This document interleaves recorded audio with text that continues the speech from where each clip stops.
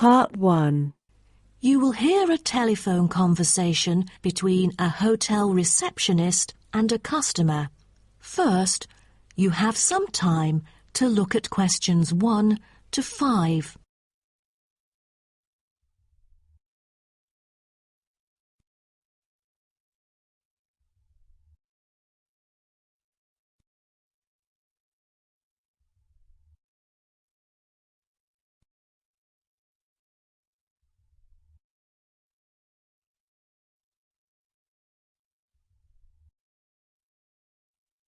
Now we shall begin. You should answer the questions as you listen, because you will not hear the recording a second time. Listen carefully and answer questions 1 to 5. Good morning, Sunset Hotel. How may I help you? Good morning. I just saw an advert in the paper about your hotel. Where exactly is it located? We are situated on Sunset Avenue, north of the beach, close to many scenic spots. It is an ideal choice for travellers interested in sightseeing. That's great. Is there a vacant 4-bed room? We'll be travelling with our 2 sons, aged 9 and 11, so it's best that we are able to stay in one room. Let me check. Just a moment. We only have a few 4-bed rooms, and I'm afraid they are fully booked at the moment. The earliest time available is August, but there might be some left in July if a previous customer cancels the reservation. Oh, that'll do. How much would the room cost me? It's €77.50 during peak time, but the price would be much lower during off-peak season. Only €50. So, if I book a room right now, is there any discount? Yes, we do offer a 30% discount for any reservation made 1 month ahead of schedule. It is a very reasonable price. That does sound tempting. Does the price include anything? The price includes 2 breakfast vouchers per room per day. You can use them at 2 different restaurants in our hotel. There's also a 20-minute spa trial available, but you have to book it beforehand at the concierge or directly at the spa centre. I'm wondering if there is a hairdryer in the room. It takes ages to dry my hair without one. Do I have to bring one? No, there is absolutely no need to bring that, for each room is equipped with a hairdryer. But I have to inform you that towels are not provided. You'll have to bring your own, or hire some at the front desk. Oh, I see. Before you hear the rest of the conversation, you have some time to look at questions 6 to 10.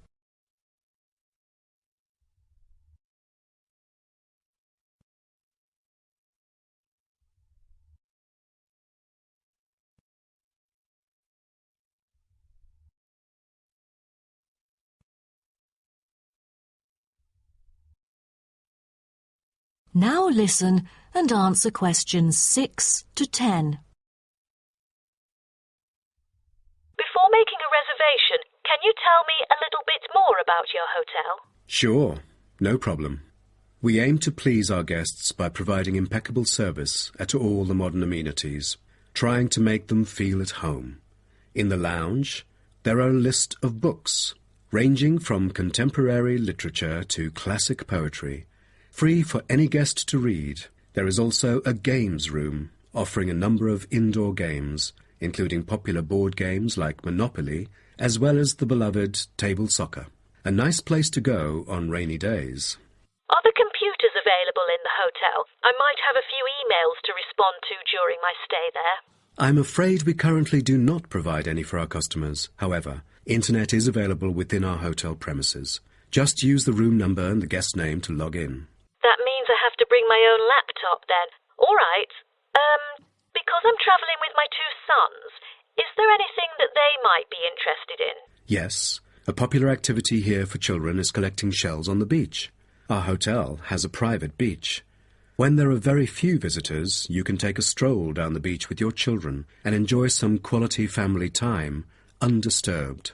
That sounds nice, but you see, my boys really love adventure. Is there something more exciting for them to participate in? We do have bicycles ready for hire. You can cycle with the boys along the bush track by the hotel, which is an ideal place to explore the wonders of nature.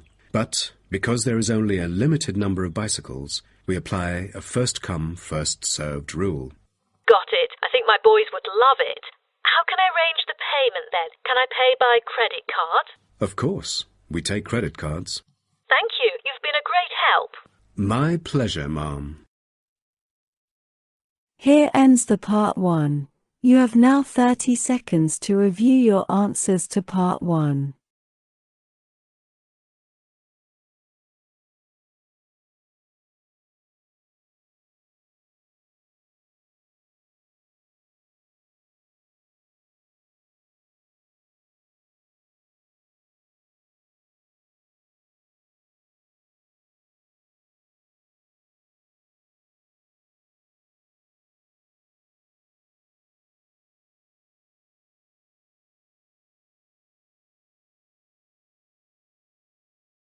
Part 2. First, you have some time to look at questions 11 to 15.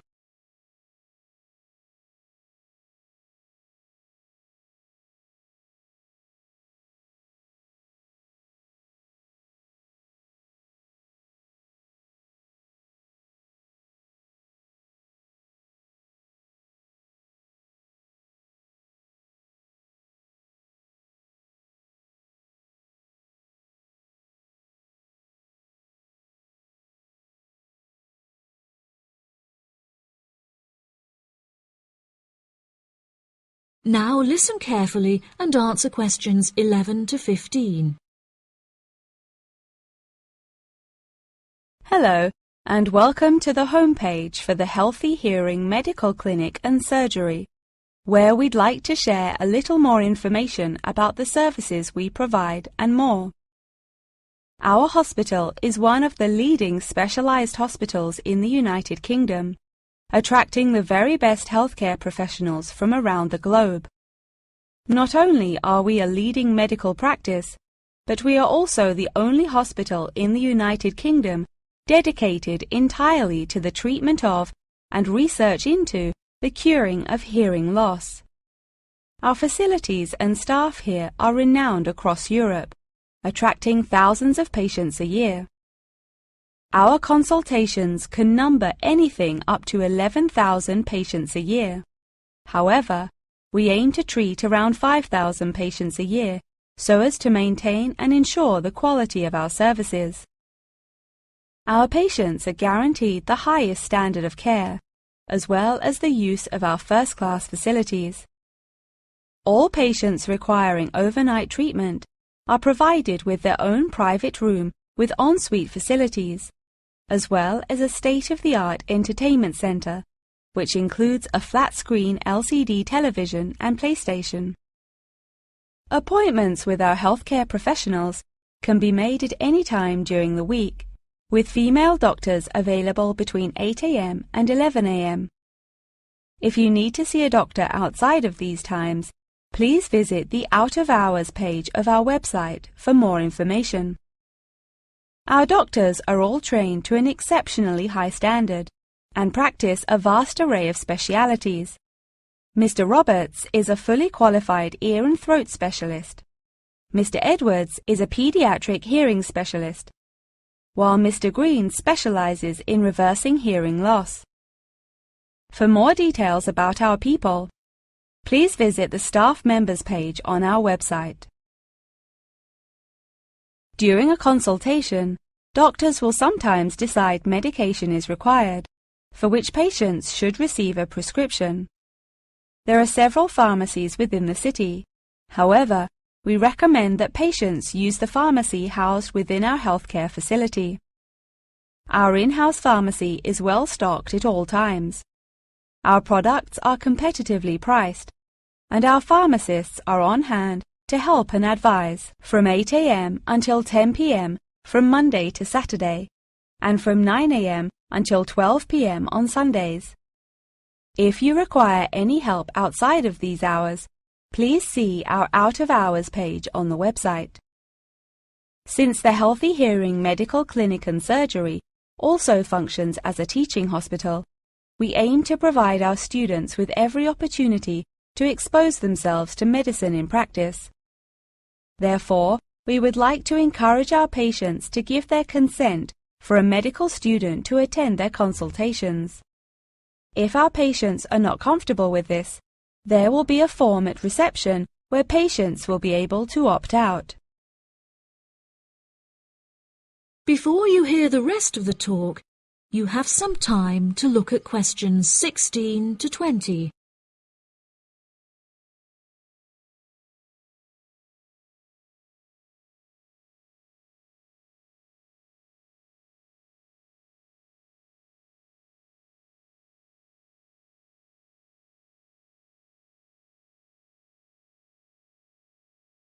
Now listen and answer questions 16 to 20. Now, please look at the map I've given you of the Healthy Hearing Medical Clinic and Surgery. For those not familiar with our practice, reception can be found through the main door at the end of the corridor. If your consultation is booked with Mr. Green, you need to go through the main door and turn right by the nurse's desk, and his office is at the end of the corridor on your left-hand side. If you need to alter any of your personal details, please visit our secretary at the Office for Medical Records, which you will find next to the therapy room. If you're awaiting surgery, please first check in with reception before taking the first door on the right after you enter the clinic. Finally, in the event that you feel disappointed with any of the services we have provided, or have any further questions, please locate our manager's office, which can be found near the Office for Medical Records and between two closets. If you have any more questions about the Healthy Hearing Medical Clinic and Surgery, please do not hesitate to contact us on 01 256 111 111. Here ends the Part 2.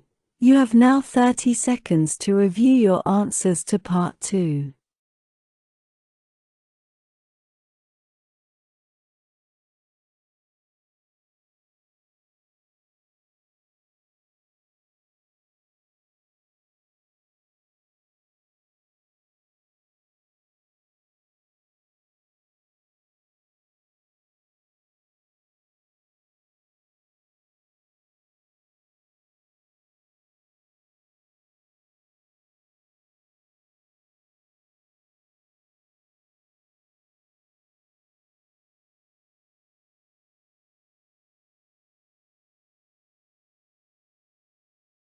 Part 3. First, you have some time to look at questions 21 to 26.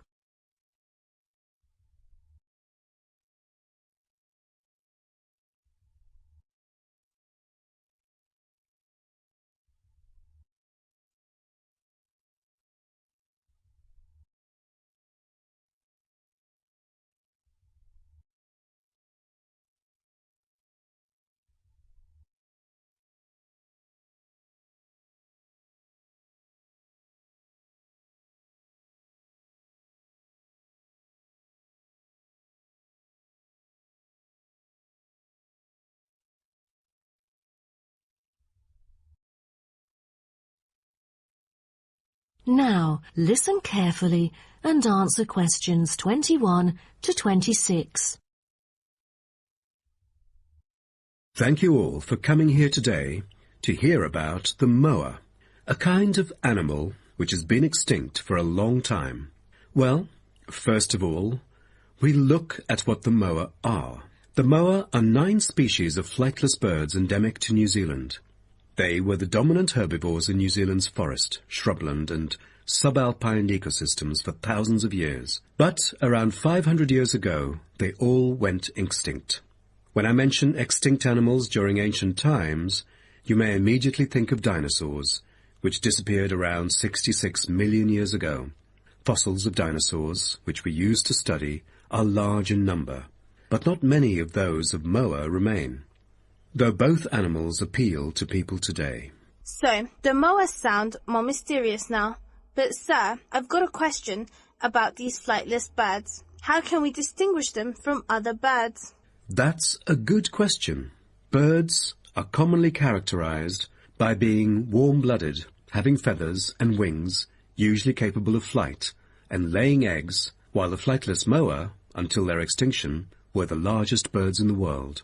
Their heads are relatively small in relation to their bodies, and they are the only wingless birds lacking even the vestigial wings and substantial tailbones in their family. That's impressive, but were they born to be like that? I mean, when they were chicks. Yes, absolutely. So let's move on to the chicks. The eggs of moa were laid in nests and incubated for about 2 months. The chicks would be well developed upon hatching, and probably would be able to leave the nests to feed on their own almost immediately. I've heard that the male moa are thought to have incubated the eggs. Is that true? I think there is a possibility for that. I've read somewhere that the sex-specific DNA recovered from the outer surfaces of eggshells suggested that these eggs were likely to have been hatched by the male, but we still need to consult more. But I have a question. There has been some occasional speculation that the moa were still alive, because someone said they had caught sight of them in New Zealand in the late 19th century, or even the 20th. Do you think it's possible?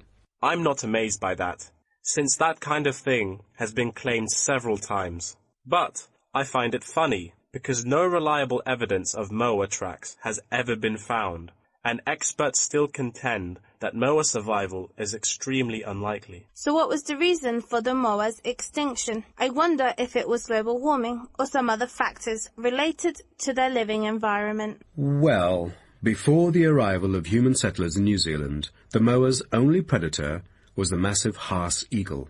Then the Maori arrived sometime before CE 1300, and all moa genera were soon driven to extinction by hunting. What a horrible thing. Before you hear the rest of the talk, you have some time to look at questions 27 to 30.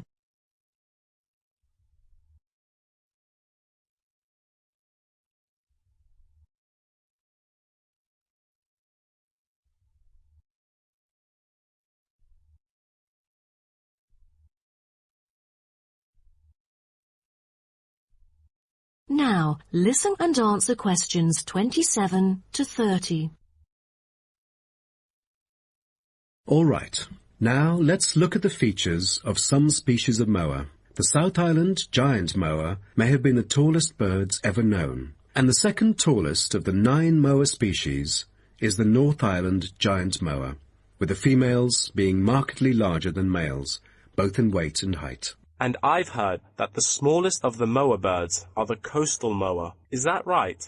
Yes, you were right. And have you heard about any other kind of moa before? I know the crested moa. The eggs they laid may be larger than others. As they mainly lived in the remote interior of the southern island, their fossils are rare or absent in archaeological sites, and no egg remains have yet been identified. Are there any species of moa that have got more fossils? Yes, of course. A considerable amount of remains of the stout-legged moa exist, due to the well-preserved properties of their habitat. Their skulls reveal relatively bad vision, a good sense of smell, and a very short bill. Then there is the eastern moa. They were remarkable in having very long and narrow windpipes, which probably enabled them to make louder, more resonant calls than those of other moa, and had the greatest vocal abilities, so they could communicate when they could not see each other in the forest or at night. They used a range of senses, apart from sound, in their search for food, such as their sense of smell and vision.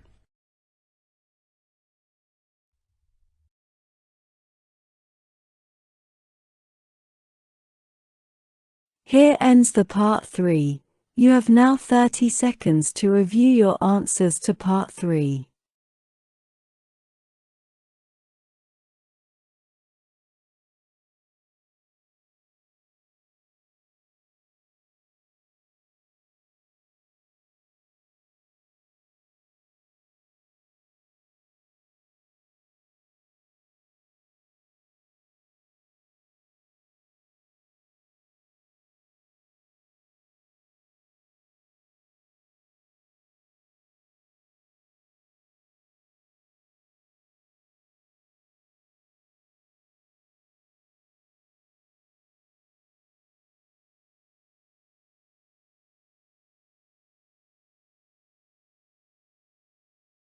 Part 4. First, you have some time to look at questions 31 to 40.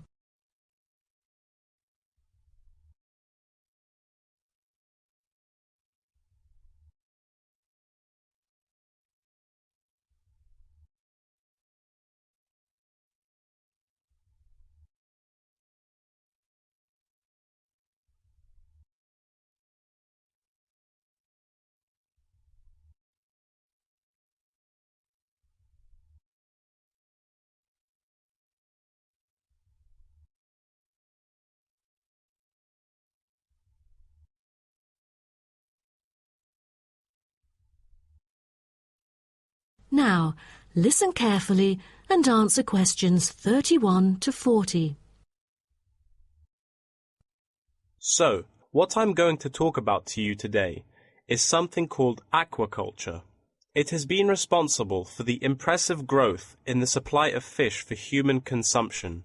There's also been a slight improvement in the state of certain fish stocks due to improved fishery management. Aquatic food production has transitioned from being primarily based on the capturing of wild fish to the culture of increasing numbers of farmed species.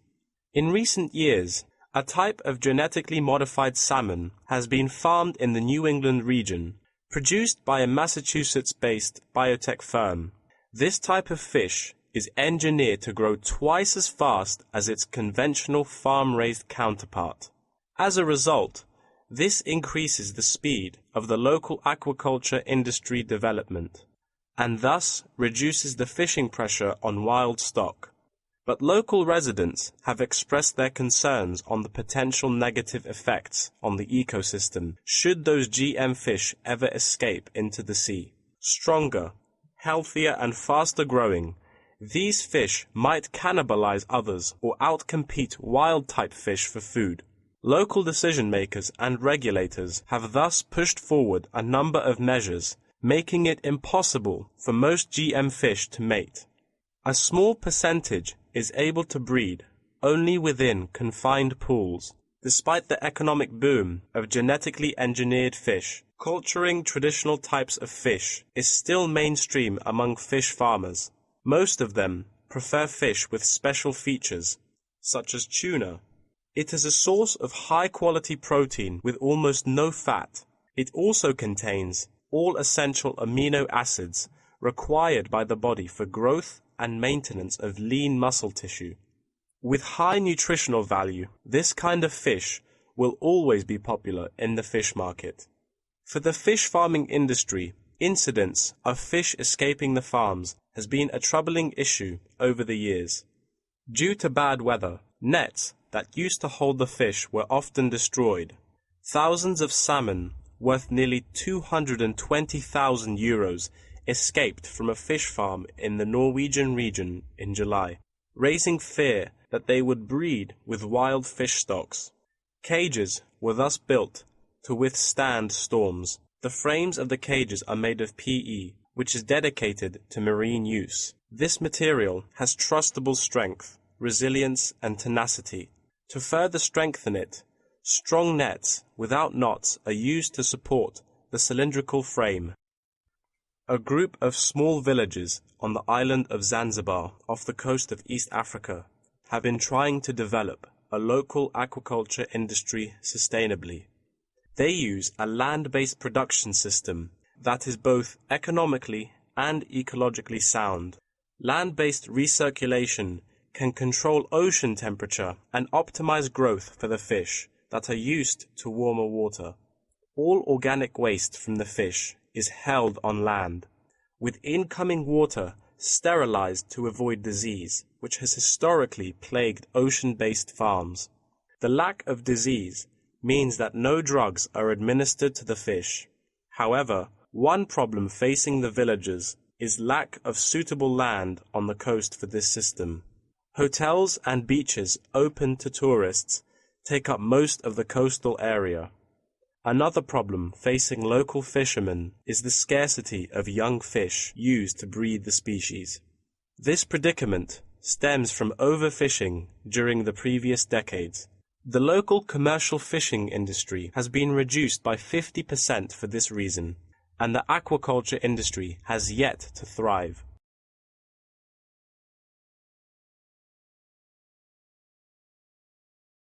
The government has taken a set of initiatives to safeguard native aquaculture and the fishing industry. An open-air seafood market has been launched. Residents are encouraged to support local fish farming businesses by purchasing marine products.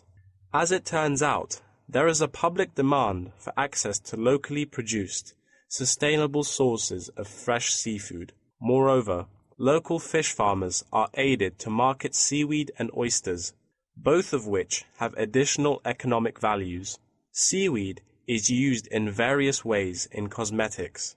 Seaweed extract is often found on the list of ingredients constituting creams, soaps, shampoos, powders, and sprays. It is said to be useful in various ways, including the relief of rheumatic pain and the removal of cellulite. Oyster is a source of seafood popular among the local hospitality industry. Served with caviar and champagne, it is one of the world's ultimate luxury foods, appealing to gourmets with its succulent and delicate flavor. It thus appears to have the greatest potential for commercial culture, even though the national and international market has shown demand for marine products in Zanzibar. It is still challenging to survive in the competitive modern fishing industry. The government ought to restore the business by encouraging aquaculture, recreation, and shipping. First, it could utilize modern fish farming technology to supply more high-quality marine products. Tourism is an effective stimulus to boost its sales, and with better shipping capability, more products can be delivered abroad. The listening module of the test is over, and you now should write your responses to the answer sheet in 10 minutes.